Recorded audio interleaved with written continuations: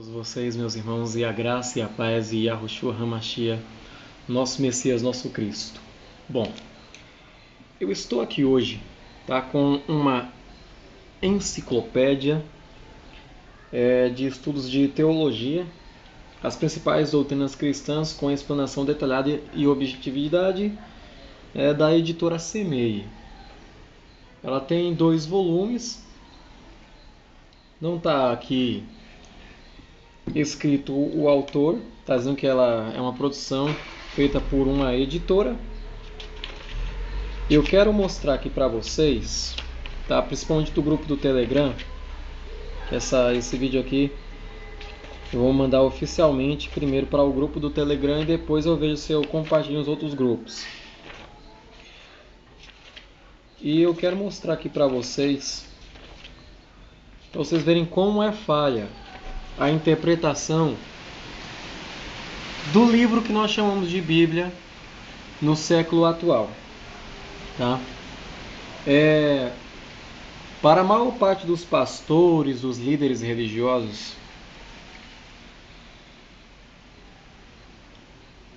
o que é a Bíblia, e qual é a teoria que eles dizem, que os teólogos falam qual é a teoria correta da inspiração da Bíblia. Para vocês verem só, que está aqui, vou baixar aqui a câmera, para vocês olharem aqui no livro, tá aqui, ó. Olha lá. A teoria correta da inspiração da Bíblia. Lembrando, vê só qual é o livro. Olha lá. Enciclopédia de Estudos de Teologia, tá? Tá aqui lá, página 41. Aí tá aqui. A teoria correta da inspiração da Bíblia. Bom, aí eu vou ler aqui para vocês acompanharem junto comigo, tá?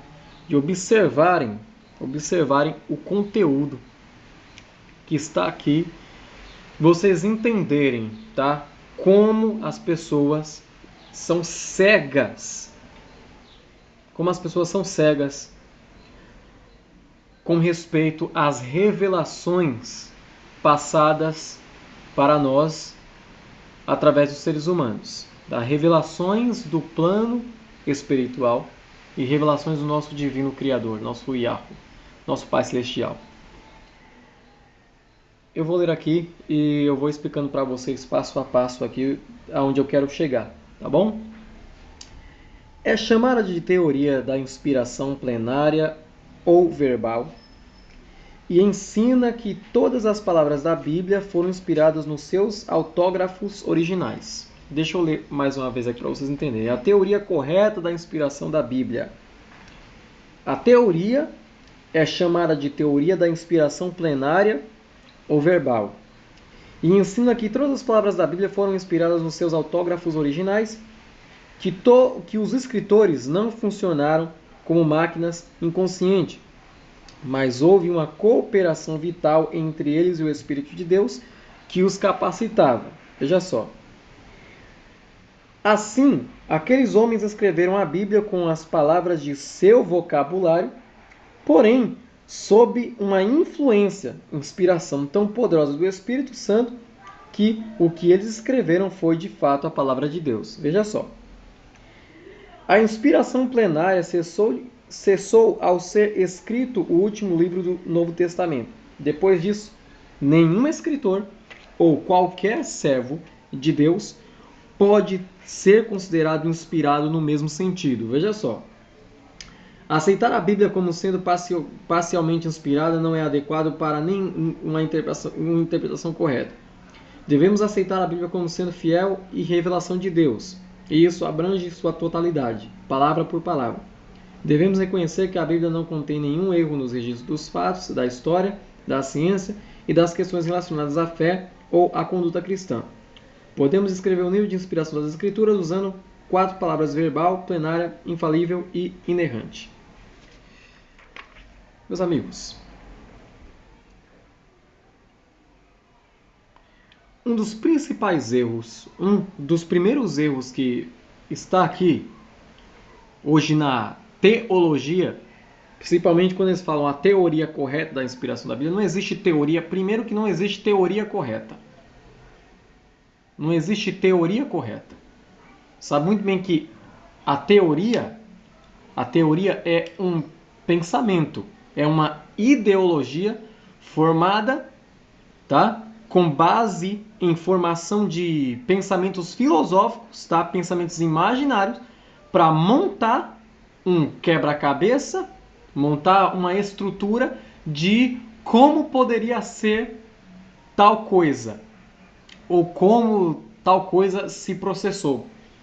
Por exemplo, o que está em questão, em debate aqui nesse livro, é o livro, nesse livro aqui, são os pergaminhos, a Bíblia. Então aqui nós temos uma teoria correta da inspiração da Bíblia. Primeiro que não existe teoria correta. Pronto, já saí quebrando o que está aqui nesse livro.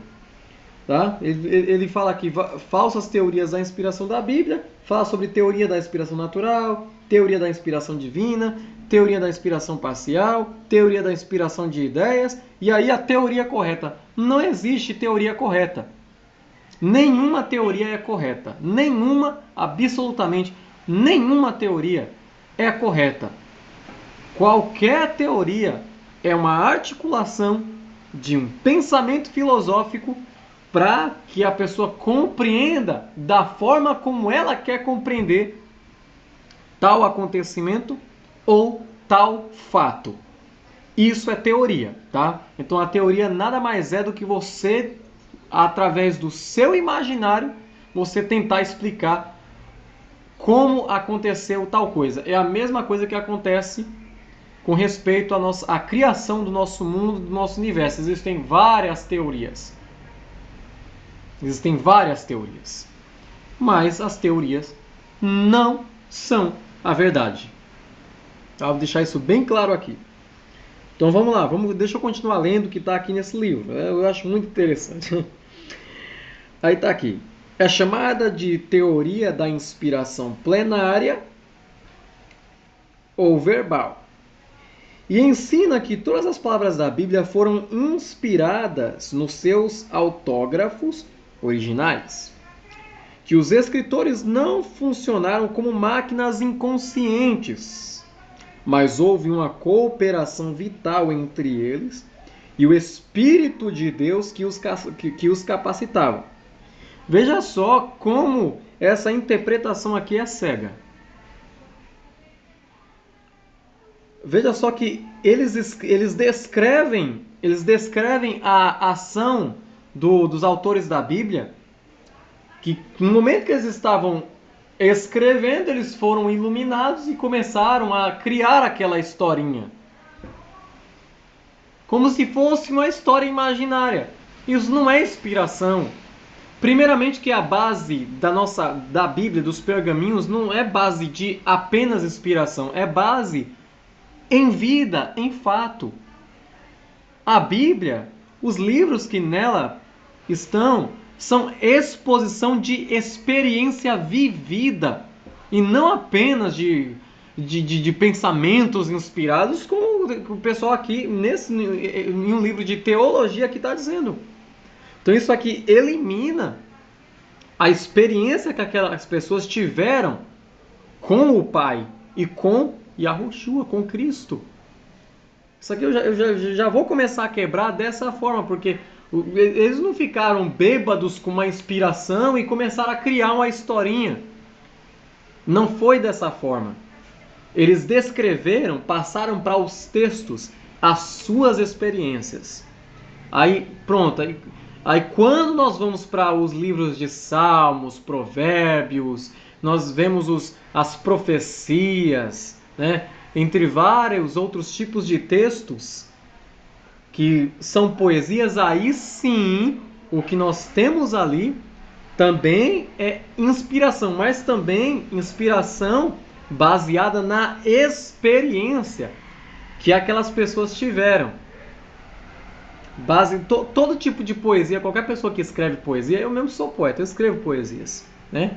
Então qualquer pessoa que escreve poesias, ele está transmitindo sentimentos para as palavras, e esses sentimentos foram encontrados de acordo com as experiências que a gente vai vivenciando no nosso dia a dia, a gente vai colhendo experiências. Essas experiências fazem com que nós sentimos novos sentimentos e esses sentimentos podem se transformar em palavras.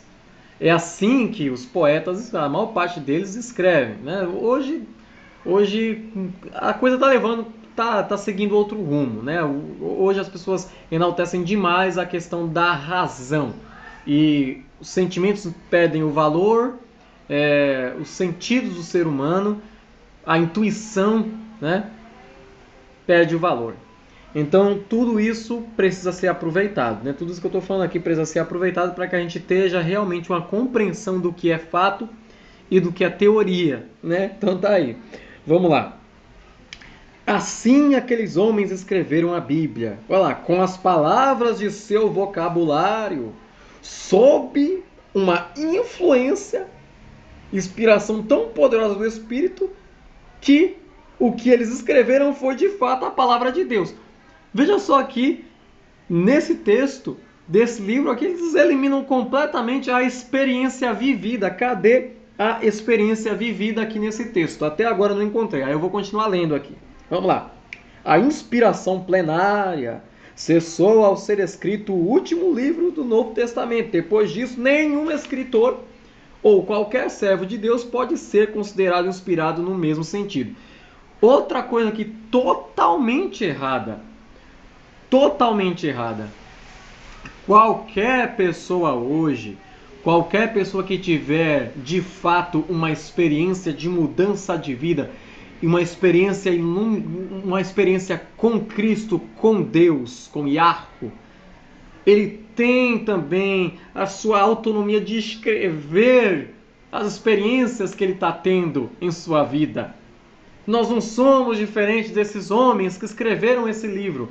Nenhum de nós somos diferentes deles. Eles não são melhorzinhos.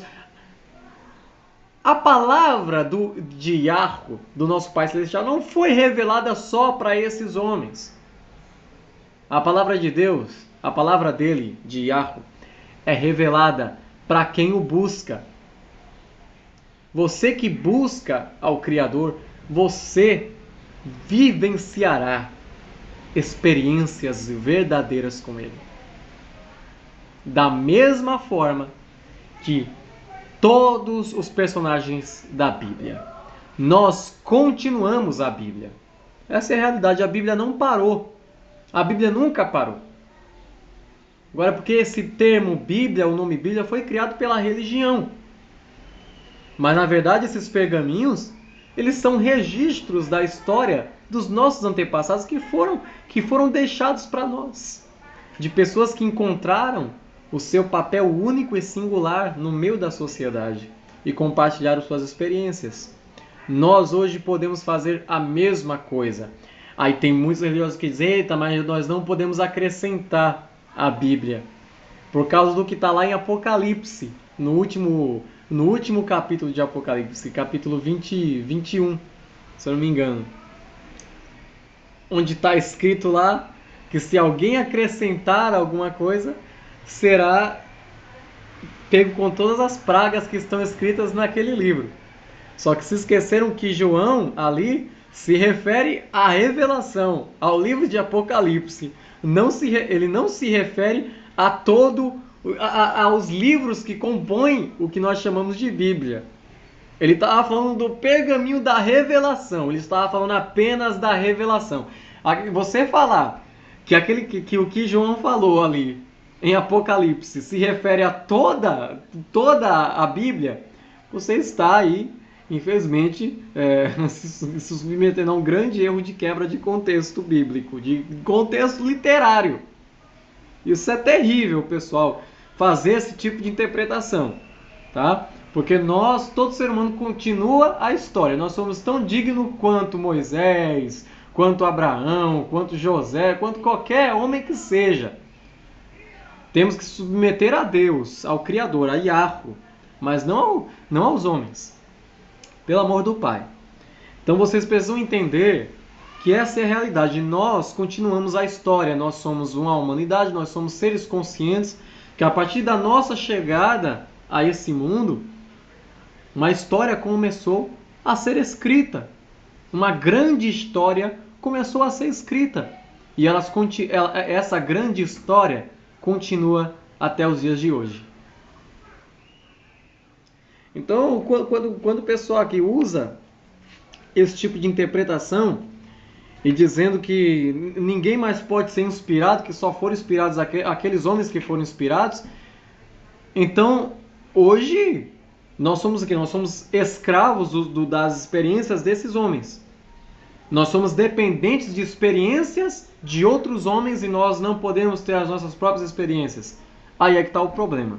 Isso é submissão ideológica e você precisa vencer isso. Você pode ter as suas próprias experiências com o Criador. Se liberte de teorias limitantes e saiba que a revelação que não pode ser acrescentada é a que foi escrita por João.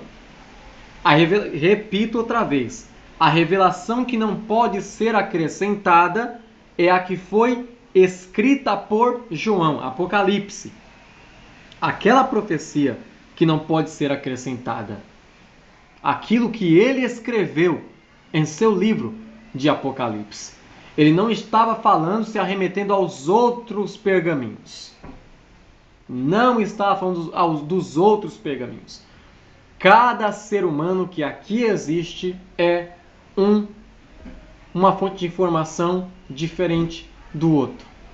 Todos nós temos a nossa maneira de pensar, a nossa maneira de ver as coisas, e cada um, com a sua parcela de pensamento sendo extenso ou sendo pequeno, é extremamente importante. Ou seja, a história da humanidade não acabou. Não se fecha, a história da humanidade não se resume apenas a 66 livros. Ou a um número fixo de livros. A história da humanidade só vai acabar quando a humanidade for extinta. Porque a história é registro de seres conscientes. Registro de experiência vivida. Isso é história. E onde é que está a verdade? A verdade está no esclarecimento dos fatos. Esclarecimentos do que realmente é fato, não teoria. Já disse antes, a teoria, ela na verdade foge do que é verdade. A teoria é um caminho mais fácil para não aceitar, tá, o que foi deixado por nossos antecessores, os seres conscientes que vieram antes de nós. Então, o ser humano, ele desenvolveu a arte da escrita para ele passar suas experiências para os demais. E outra coisa que isso faz parte mesmo da natureza do ser humano, tá? Ele viver experiências e passar adiante, tá? Para o quê? Para que a humanidade continue seguindo a um legado, né? A um legado deixado pelos primeiros fundadores, que no caso, nosso irmão Adão. O primeiro ser humano a existir. Com certeza ele deixou os seus registros. Hoje a gente não tem acesso a isso, mas todos eles, de alguma forma, todo ser humano, a partir do momento que ele nasce, que ele vive, ele deixa um registro de quem ele é, a partir do seu comportamento. Então, a partir do momento que você observa isso, então você começa a entender o que de fato é história, o que de fato é a verdade, e você vai estar apto aí, tá bom? A encontrar o seu papel na sociedade de hoje e no seu dia a dia escrever as páginas da sua história. Essa é a verdade, meus irmãos. Yahweh abençoe a todos vocês. Eu espero que a gente possa ser mais honesto, ser mais verdadeiro, tá? Um grande abraço para todos vocês.